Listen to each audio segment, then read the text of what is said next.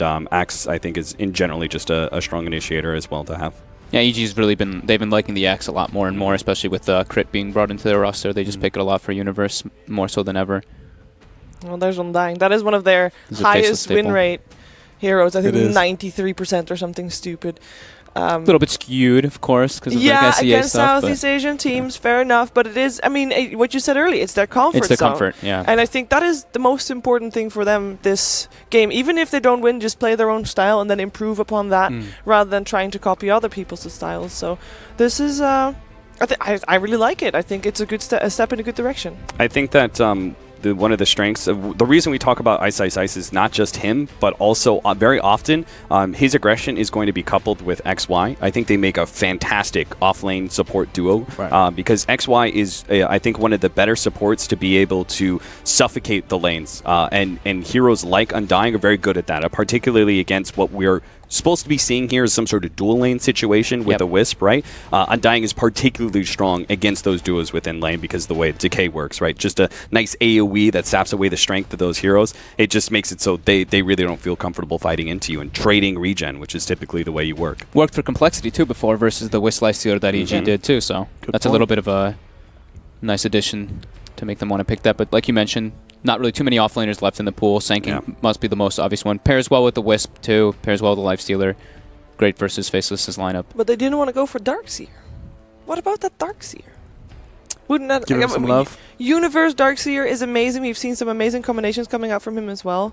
But the problem is that if you run Darkseer, then you'll probably need to make sure you pick up your mid pretty early because, again, you still want a vehicle, and Darkseer is not a very suitable vehicle, so you'd have to pick up like the early Storm Spirit at 4th position, and then you're susceptible to letting Sumail's hero get countered. I think that's another reason why. There's Black on that team. That's an anti-mage player. You don't really want to. It's not the you don't want to play. It's not like you're completely deterred from picking Darkseer versus Anti-Mage, but it definitely makes it a little bit harder to play in that essence. I think Team Faceless absolutely picked this, anticipating, because Evil Geniuses have the last pick in the second phase, right? They could grab the Storm Spirit, ban away the Anti-Mage as a 5th ban, and feel more comfortable with their combination, right? And Team Faceless, I think, in some cases are anticipating that and saying, this is a potential opening. Let's grab the Animeer that's particularly threatened, high mode of mobility. We'll be able to outfarm the Lifestealer in most cases. So it's already a good carry, and it also makes sure that Storm Spirit is not a 4th pick for EG. Now, which hero is then left open for jabs? Because we got OD and TA still in the pool. A few of his heroes that, are very successful, but they are going to be the ones that have to pick up their mid before EG reveals theirs, so they don't have a lot of extra information to go upon. Which one do you prefer? Looking at you, Fogged. Which did you say? You said the OD and TA. OD and TA? He plays Naga a bit as well, but of course got banned. Marana is another one that that he likes to play anyway. What about Tinker? That is a him. I think that's an EG ban here, just because you don't want to go against a hero because you've got the first 3 are very heavy team fight.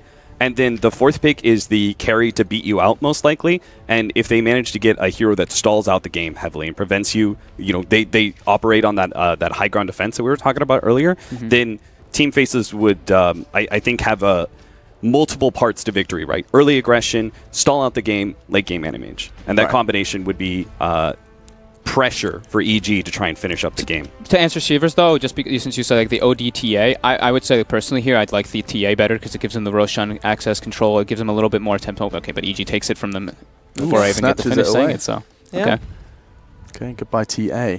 Bit of a counter pick, but yeah, Tinker is also a great hero for jabs, by the way. So I really like that option as well. I just wonder if it's not too slow. I think that is going to be the main thing for Faceless in this game.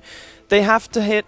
They have to buy time for that Anti-Mage, and if they can't, then EG is just going to run over them. So it has to be a hero that can create a lot of mayhem in the mid game, together with, as you already mentioned, Ice. Fog, you need a controlling hero, right, for EG? Unless you get a 4 position that pushes, I think you need more disables because you've got heavy physical damage out of Lifestealer and TA, but the one disable that they have, Open Wounds, is not effective versus Anti-Mage. So they're entirely reliant on Burrow Strike and quick physical damage. And they need more disables, right? I would think so, yeah. Like the Earth Spirit kind of comes to mind, even though they don't have like a Darkseer to pair up with it in that manner. But Crit is probably one of the more confident Spirit players, and it's pretty good into them. Disruptor? Disruptor could, but that doesn't really shine as like an EG, right? Yeah. It's not like an EG. You're not getting EG vibes from Disruptor. Okay. I like Disruptor though. He's They could pressure. Sorry. Oh, go ahead. What about? Oh, Disruptor is the one that got banned. Okay, they banned it anyway, Yeah. so all right. Is there a 4 position that they can go more pushing power? So I'm thinking like, can they run a 4 position Jakiro with the Sand King, run an aggro dual lane, pressure the Anti-Mage in lane, push down towers early? That's definitely a cool approach. Yeah, it's like we just saw that as well from LGD. It worked out really well for them. Maybe EG takes a page out of their book. It definitely fits. It gives them more type of pressure into that laning phase.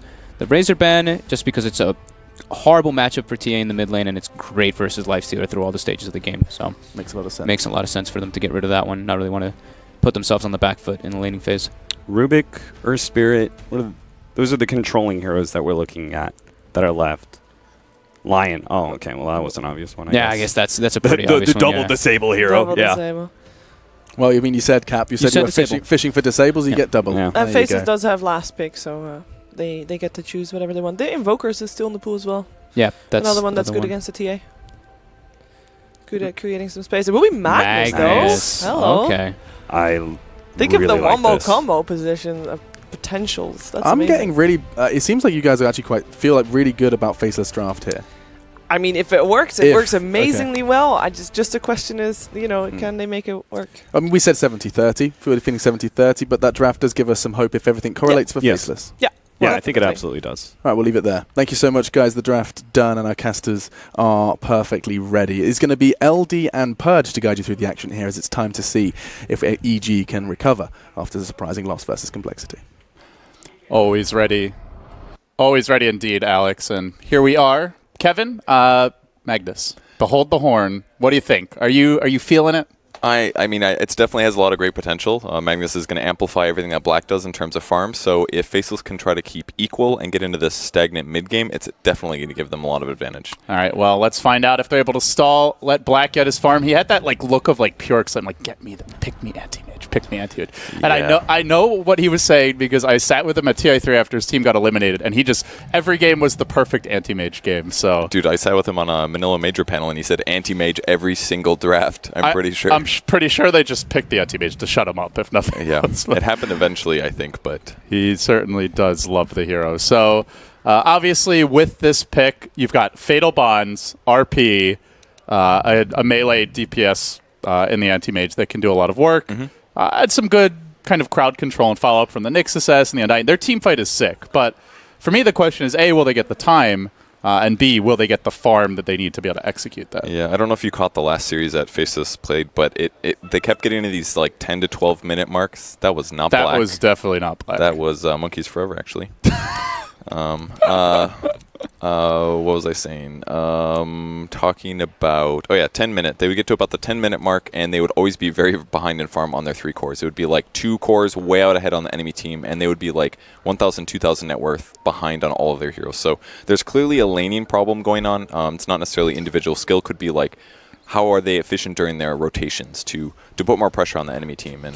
And this was where they really excelled. If for anyone who watched the Summit 6 online qualifiers, how Faceless performed in other online events leading into that, they would get the Undying, they would get the Warlock, and they would just crush the lanes with these 2 heroes. They were probably 2 of their most preferred. The Nyx for Ice Ice Ice was, I would say, his most successful hero over the last 2 months. Overall, obviously, he plays a great Timbersaw. He's got a deep hero pool, but this was the hero they turned to the most. So if anything is their bread and butter, win the lanes and snowball from there, it is this Undying Nyx duo with a Warlock to support the safe lane. So that's gonna be to really me, it's important. the dream scenario for them. Yeah, in all the other games, they first picked Ogre, and I think that's a bit of a mistake. I think Warlock's the better hero for doing a very similar thing, maybe not as good at mid-pressuring, but provides a lot to your lane, and then it can transition into team fights, something where Ogre falls a little bit more flat. So I think this method is a lot better.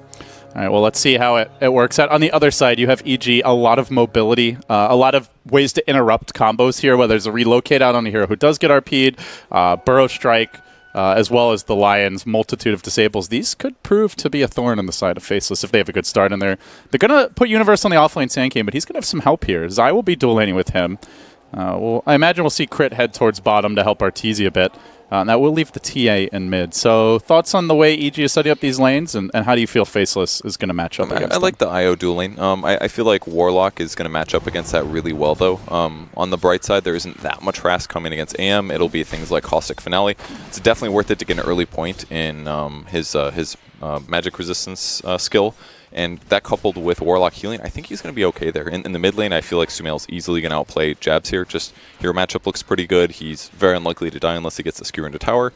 So as a whole, EG's looking pretty good for 2 of those lanes, I feel. And then in the safe lane, Lifestealer plus a line, that's going to be the weaker one, I think, especially if Undyne spends a lot of time down there. Arteezy, he's already skilled Feast, so they know they can bully him a bit. No Rage to get out of a potential Impale. But yeah, you can see Sumail. I think every lane I've seen him in so far this event, he's done really well. Even lanes where he looks like slightly disadvantaged or doesn't get help. I mean, he is known as the king of mid when it comes to just individual mechanics and dominating lanes early, though. As I say that, I'm probably going to jinx him. We'll get skewered into tower and die. Yeah, it's always something that you got to worry about, and maybe something that happened in the last series as well. A team that they're expecting to beat, are they going to play at full skill potential? So he's going to fish for it occasionally. You know, even if he misses those, he's got a 30-second cooldown, doesn't cost him that much mana. He's just going to try to be competitive using Empower and get as many last hits. And right now he's doing a little bit worse, but still doing semi-okay. I like the early point in Empower. I have even seen a mag or two max this over the Shockwave, but Shockwave's a pretty damn good nuke, so yeah, it really is. Would be surprised if Jabs went all in there. And another reason it's super important is because they don't have the best skills to combo with Fatal Bonds. There's nothing really easy like Starstorm hits 5 heroes, or Shockwave is maybe the best version of that they have in their lineup just because of Anti-Mage. Although AM ulti, that could be really good. Yeah, like later on, but the AM ulti is not all that scary at level 1. Only 0.6 damage per point of mana missing, and the mana pools are going to be a lot lower. So yeah. Black getting harassed quite a bit here top, is still CSing well though, and has the Warlock to sustain him. They are going to move XY back down to crit. They could try to pressure this Lion a little bit.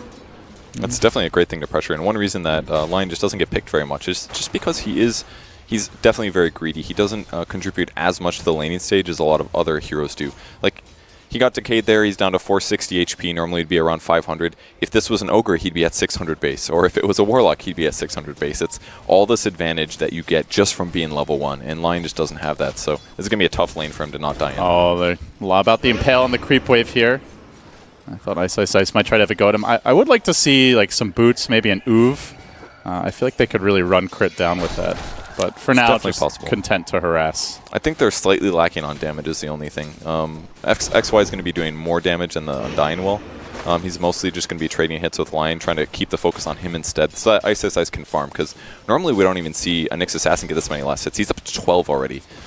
That's a really good start. Very similar to what Sand King's doing, slightly better, but Sand King always does better. And EG really starting to ramp up the aggression in these lanes. You can see 4 CS on the line, and then all 3 cores topping the CS chart. So the early lanes looking good, with Mag not able to do much to shut down TA in a 1v1. You wouldn't expect that. And then, of course, I guess the big surprise, Arteezy having a really good time bottom. Despite being up against the Undying, they're not able to pressure him. Yeah, he's doing a great job. I guess he's pretty good at trading against an Undying. You know, even if he does get his HP lower, he's always going to lifesteal when he hits. So he's got a good spot right now. It's really going to come down to the rotations for Faceless. If this path continues where they're getting outlaned a little, it might be a small amount, but if EG is able to use heroes like IO and Lion to rotate around the map and secure kills, then Faceless is going to get really behind, especially if the pressure on the AM continues. Speaking of the IO, Zai heads towards the top rune. Universe being left alone, but you know, not a fun lane for Anti-Mage, though he is CSing. Has the Rain of Health. He's gotten through that really rough part of the lane where you've limited regen, but constantly under Caustic harass. It is a level 2 Caustic, Universe leveling it up. So the skewer back mid, though. Jabs finding Opie on Sumail, not quite in tower range. Kind of like the illusion rune here, just because it breaks his shield instantly. Yeah, easy harass, but I'm sure Sumail's doing fine. He's already at 30 CS, definitely the top leader. Jab's having trouble being competitive with only 18 last hits on himself now. He's going to purchase boots up, and just looks like a bottle refill rotation here by XY. I mean, given the way the lanes are going, are there any adjustments you want to see out of Faceless? They're not really shutting down the Lifestealer. Their AM's doing well, but he's not free farming. TA is free farming. Should they be making moves? I don't know if it's too easy to do that is the problem. A Warlock rotation could be good since it breaks Refraction, but I think it's much more likely they just do what they're doing until Ice hits 6, and that's when the ganks have to start working. Well, he is getting good levels here. Already Almost level 5 in the bottom lane. Now he's been left alone. He did opt for the Uv. Okay. So they have a little more chasing power, though. Not so much against Arteezy with the completed phase boots. And it's actually EG. They're going to move first. Zai is TP'd in. And they're going to make a go on Ice Ice Ice. There's the open wounds to start. Rage to follow, Great mauling stun. him, but not dead just yet. Healed up by the Undying. Kept alive. They turned back for the Undying, but he's stolen a lot of strength. Pretty damn tanky. Another decay. Connecting only on Zai. Not enough. And EG will get the first blood. It was really well done by both teams there. That was the right person to stun for Ice Ice Ice because the last next disable was coming from Crit. And I think the Undying played that well also, healing up Ice Ice, but they spread out at the last moment when Undying got a bit low and he wasn't able to decay multiple heroes. So And that was really good by EG just oh, speaking of nice spreads, EG just forcing Ice Ice Ice to split the wickets here. He goes for the 2-hero Impale, he gets nothing. They might be able to run him down with Tether move speed. Nyx has a lot of regen, but is it going to be enough? 2 more auto attacks. They get the kill.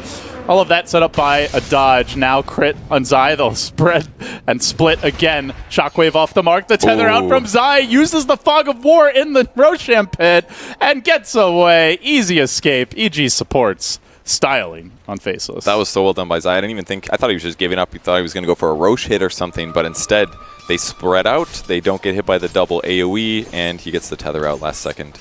Well, that's just a pure outplay, honestly. Yeah, genuinely, as I really felt like Undying was going to get that one. So early roam from him. He's got 0 last hits. He does have some good lane impact. I think he's been doing a good job, but getting a kill occasionally, especially against those 2 supports, the IO and the Lion, it's quite easy to kill at least one of them as an Undying, but those guys have just been playing so safe. Already, Sumail starting to farm the Ancients very early. Did grab the Blightstone. We'll be working towards that Deso eventually. And they might even give this lane to a support. We'll have to see, though. For now, mid is shoving in. We'll have to see if he just continues farming Ancients. Looks like he will. So he's missing a couple CS in lane. But meanwhile, EG perhaps masking the real move. It's a 3-hero rotation top. Already, Crit getting active. This reminds me a lot of how MMY used to play Lion, where he would move a lot earlier than expected, known as kind of a weaker laner, but he wouldn't really play in the lane. He would just constantly look to gank, and that's what we're seeing now from Crit. And that's why this is so smart, because Black's not going to expect it here. Here's the first stun. They're going to have a follow-up. There's the Impale, well comboed, the Hex to boot, and Black still unable to blink out, but he will get out in the end. Vanguard first. Yeah. 100%. That guy was like 200% dead if it wasn't for the Vanguard, but he knew what was going to happen. He knows that if he gets killed a little bit too much early, he's going to lose this game because he has to be the one to carry.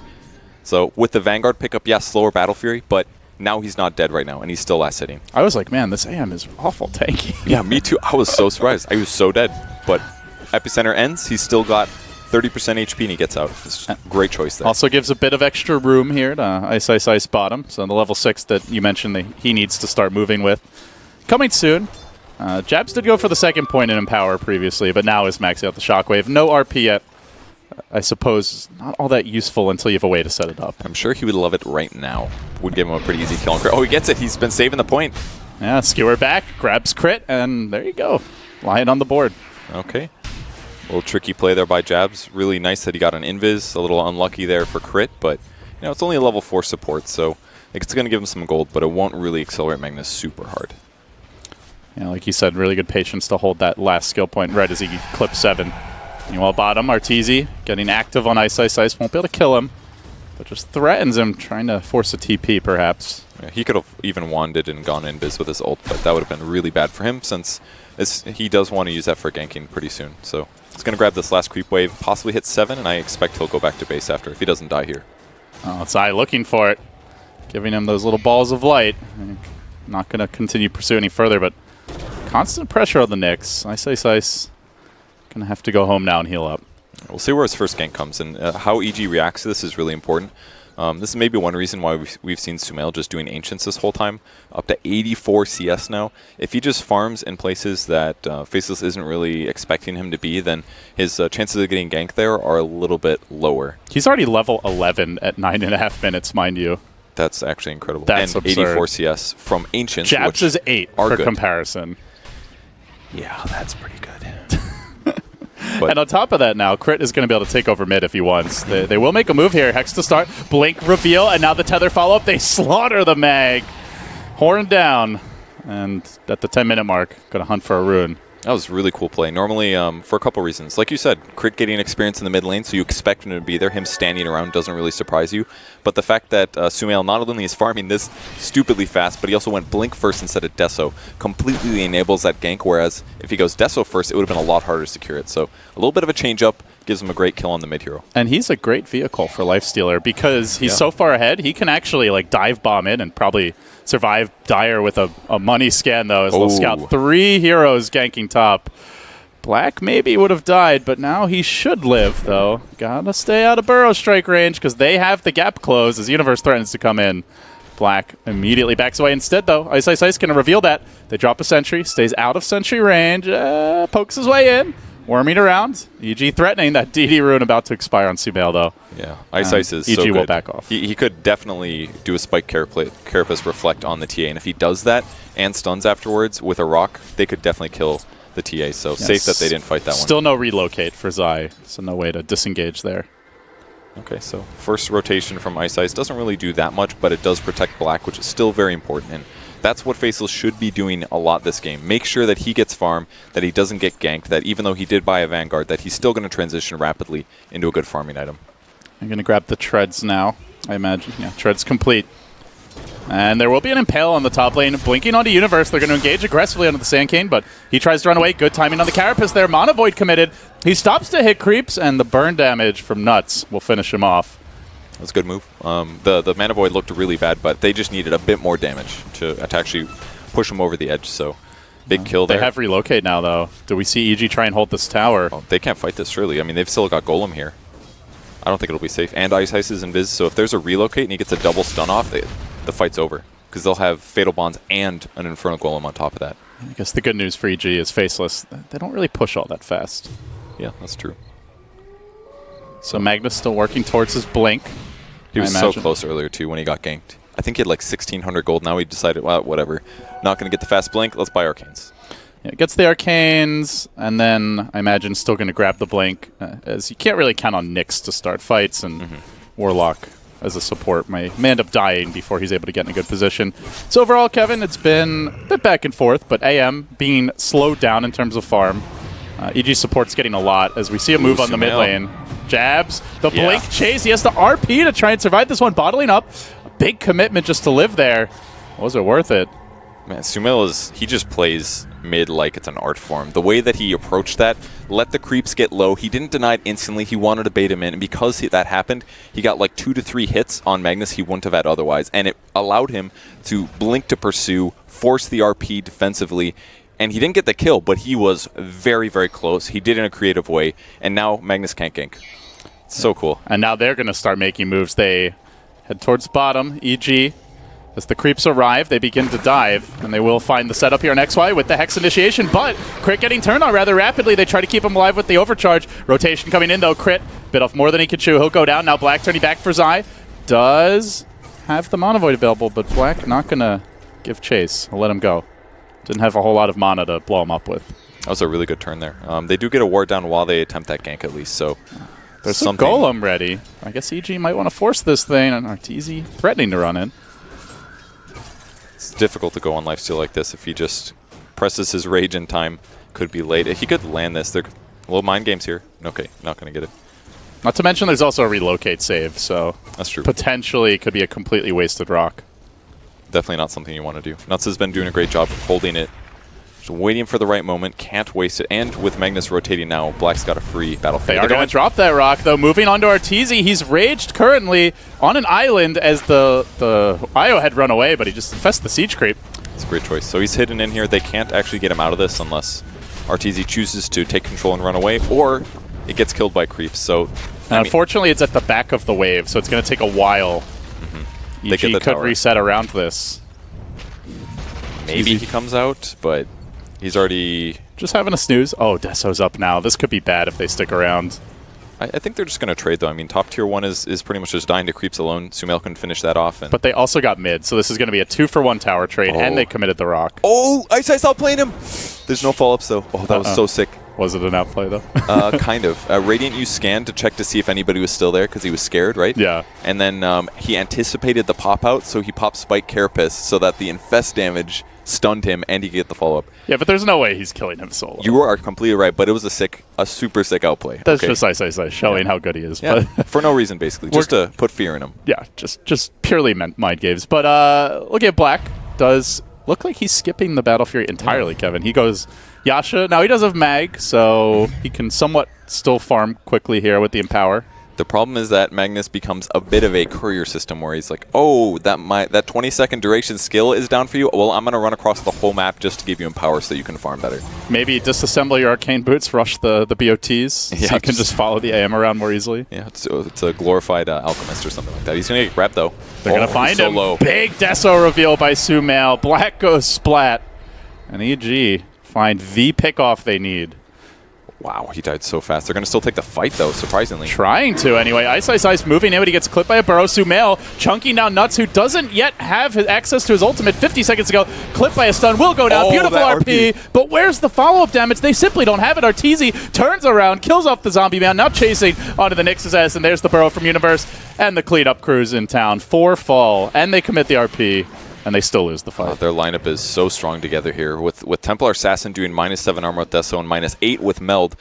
That on top of what Lifestealer already has, and he didn't even have to get minus armor himself. So it's like he has all these free items just from fighting with the Templar Assassin. It's just amazing fight. And just really shows Anti-Mage is quite weak against physical damage, even with a Vanguard. And that is the big downside to this build is, one way to play the AM in this situation is to try to play the greedy route, right? Split push, avoid fights.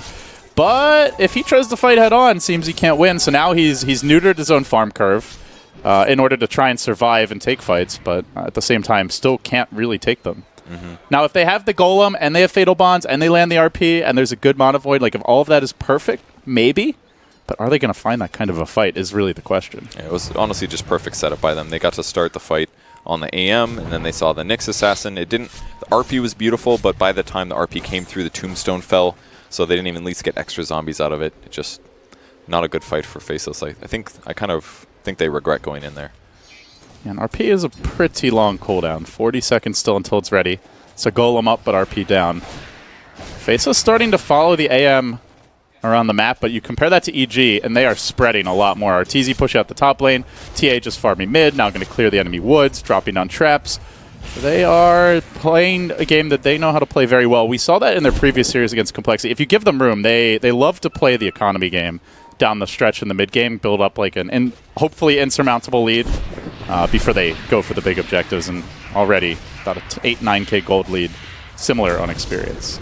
So 2k gold at least for Anti-Mage, and he's taking the tier 2. They're going to skewer his Zype. Oh my god, did he die fast. Burrow Strike. That's Templar Assassin, man. Yeah, and then Sumail gets the job done. Already the Dragonlance complete. He's pretty farmed. And that was all from amazing last hitting in the mid lane. When TA is this far ahead of an Anti-Mage and you've picked up Magnus, you've maxed Empower pretty early, that's a problem. Yeah. I mean, do they even have late game at this point? I mean, it's not looking amazing, that's for sure. Anti-Mage is matching the same farm as Lifestealer. But TA is a whole like 40-50% ahead of that.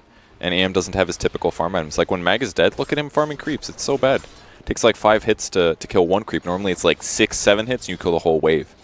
I can just imagine how much Black must have been gritting his teeth to build a Vanguard and a Yasha on Anti-Mage. Well, I'm sure he was smiling the first time he got ganked, but yeah. The second time, it's like, oh, no problem. Oh, God. Wait. So this could be the big timing for them. They have the Manta now. Other problem is, like, who is the great Mana Void target here? Lion only 550 mana. Io up at 780. There's like a TA is the best target with 900, or 800, but you're not realistically going to remove all that mana in most fights. Yeah, absolutely true. So there's no Storm Spirit, there's no Tinker, there's like no ticking time bomb on EG, it seems. And they got to start taking fights, but I think EG is just going to avoid it. I mean, there's a Magnus, and there's a Warlock, and there's an Undying. Those are 3 great teamfight heroes. If EG just doesn't want to fight, they don't have to. Spread out your heroes. They're all pretty survivable, at least with the TA and the Lifestealer. They can push the lanes, and then the rest of the heroes on the map will just avoid fights or try to pop smokes. Oh, they walk right past the TA trap. I think Black just got spotted. Going to go back to farming. But again, look at the spread from EG. Arteezy pushing out the mid lane. Universe was just farming the jungle. They were pushing bottom with Sumail, so they're spreading a little bit. But Faceless, smoke gank down the drain. not getting to use those big team fight ultimates and whiffing on their ganks. I love where Sumail's putting all his psionic traps. It's also all very common farm places for a lot of Faceless side heroes. Their Ancients, Roshan Pit, the first large camp close to their base, all places that you would farm if you were a little scared or wanted to farm on your side of the map. So just using that information, knowing where black is, they'll be better at countering split push, knowing when their opponents are setting up for it, or knowing where the rest of the heroes might be. It's just allowing them to take this information and then avoid fights like they want to anyways. I mean, I'm just wondering at what point Faceless are able to take that fight, because you've got an Assault Caress nearly complete for Arteezy, Desolator almost done for Sumail, or sorry, not Desolator, the Daedalus almost done for Sumail. Oh, really? Oh, God. Crystal is already coming out, so well underway to that. And meanwhile, Epicenter in the mid lane as Arteezy engages. They drop the rock, but already too late. Now the relocate arrives. EG, all of a sudden, you thought they wanted to farm. Well, you were wrong, sir. 4 down. Golem about to drop as well. The lone survivor. A sad man who hates magic. Wow, that fight looked so one-sided. The Blink Epicenter started things off very well, and then the relocate in the perfect position, just one-shotting every hero on the way. And the best part is that Io goes straight back to the top lane just to keep pushing the wave and getting farm. He's 3-0-8, by the way. It's a little ball of light. I don't know how that happens, but I think he could carry at this point. Well, Faceless, not only did they lose the fight, but they blew the Golem. So now you're looking at over 2 minutes, even now, where there's no hope of them taking that team fight. Yeah, they just didn't farm nearly as well. This is just really one of the things that Sumail's amazing at. He always gets at least as much farm as his opponent, oftentimes more, and this was an extreme example of it. And he turned it into ganks, and he turned it into map pressure. Whereas on Magnus's side, I feel like all we really saw out of him was some Empower on his anti-mage, and other than that, we saw some semi-unsuccessful ganks that's put him in this bad spot. And we saw this style of play, I think most notably, if you go back to Team Secret, at like the Shanghai Major, where they would do it with Ember, they would run, I think it was Misery playing offlane for them at the time, and Puppy even said in an interview, like, yeah, we just picked Magnus for Empower. Like, the rest is just a bonus. If you hit a good RP, if you hit the skewer, that's okay if it's your offlaner, but when you're giving him more farm priority in the mid lane, and then on top of that, Anti-Mage isn't going Battle Fury build, you can't really rely on him to necessarily be that solo carry unless you find the team fights. So like, can Ice find Arteezy? Looks like they're going to pass a little bit. Nighttime vision, not good enough here. It's a very close attempt. They could have interrupted this with an RP, but couldn't pass the creep wave to find him. So that would have been pretty big there. Would have been, could have been, but not. Kind of the story for Faceless here. And ETP's in the mid lane now, infested on the Sand King. They're ready to take a fight. They do finally have a blink on the Nyx. Maybe this could be the start of something promising, but that's only if Universe doesn't get the first jump, and he's got the blink. The Force as well. Ooh, they used Manta mid, actually. Trying to stun Sumail, that would have been a big pick, but still has Aegis. Even if he goes down, they'd have to do that twice. Daedal is complete. Look at these AM illusions. They're 3 shots for him, and that's without the crits. I've never seen them so worthless looking, but they do not look strong right now. Yeah, okay. Black lucky for the uphill miss there. I was going to say, it's like, well, he has evasion already. Oh, there used to be a tower here. Blink skewer off the mark. Nice force step, but Universe just scooting the Templar away.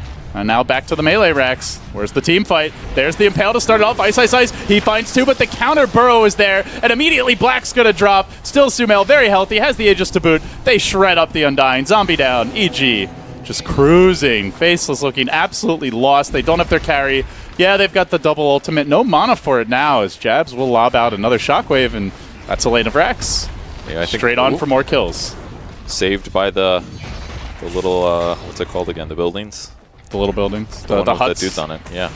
Effigies. He tanked an attack there. Did you see that? Saved his life.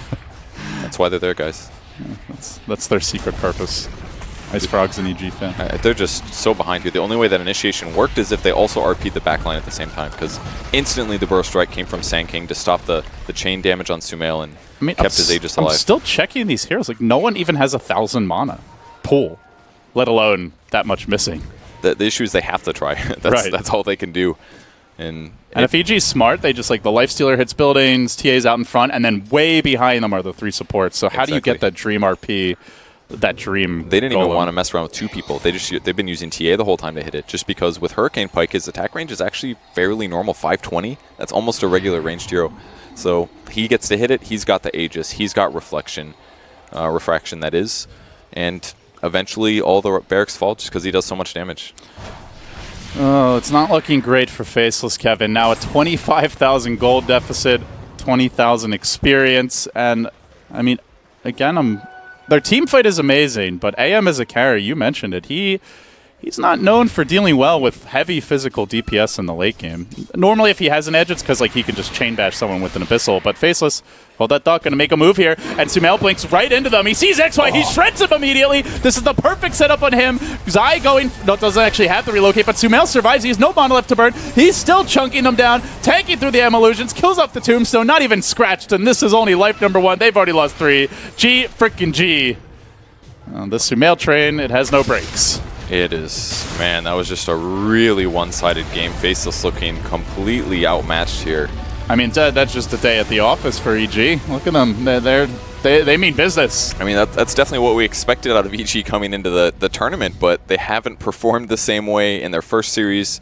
I honestly, I feel like this is more of a sign of Faceless as a team than it is even as much about EG as a team. Faceless looks pretty lost. I feel like their first series of today, they got outdrafted heavily in at least one of the games, and this game was kind of reminiscent of that. They had a strategy idea. They tried to do it. It sort of worked for a little bit, and then it just completely fell flat, and they were ultra behind. And to you, is that's mainly just the draft was very difficult to execute, or do you think they could have played it differently and it could have gone better? They could have played it differently. I think this is becoming more of a what they need to get out of their heroes thing. Like, they got no kills out of their aggro duel lane. Yeah, got Ice some levels, but then his levels didn't get him anything. So it's like all of a sudden your aggro duel lane doesn't work either. Just a lot going wrong there.